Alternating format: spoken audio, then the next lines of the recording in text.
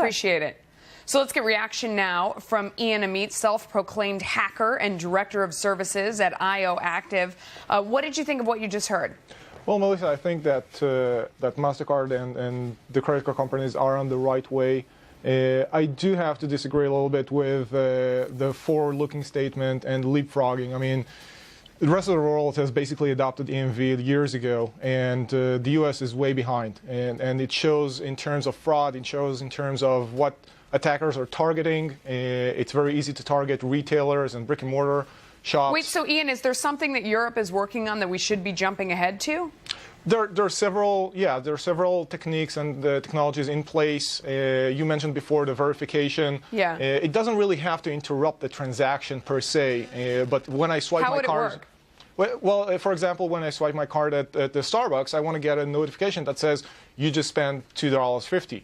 It doesn't have to actually interfere with the transaction. On the same note, if I make a purchase online, I buy a $500 Xbox on eBay, I want to have that interruption because if it's my transaction, I can control it. If someone else is doing it, I better want to stop it. It seems like that would be pretty easy if you just got a text or you got an email every time your credit card was used. I'm surprised we're not doing that already. Yes, it should be. It should be. And again, depending on the acquirer, depending on the bank, you can get some of those features.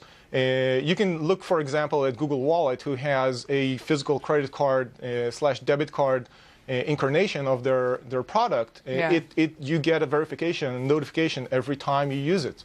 In the meantime, it does seem like we're getting chip and PIN. Does it slow down transactions? I mean, I'm thinking about when I get breakfast or coffee in the morning, I swipe so quickly and run. I don't even have to sign any longer. If everybody in front of me has to stop and punch in a PIN code, isn't that going to slow me down? Not really. Not really. It really depends on consumer education. So you'll get used to just punching into your PIN code as the barista is making the coffee. It shouldn't introduce any delays. So do you think this is even worth doing? I mean, you've kind of poked holes in how it upgrades absolutely. Security. It is. Absolutely, absolutely. I think it's critical. But on the same note, I think that it's also critical to seize this opportunity and not just implement EMV as a minimal standard. We have an opportunity to do catch up with what the rest of the world is doing. And we need to look up to Europe.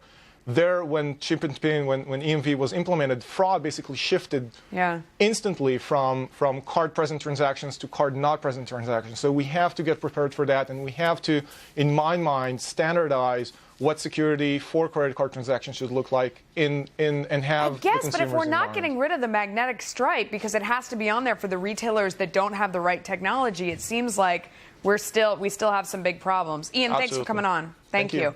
Up next.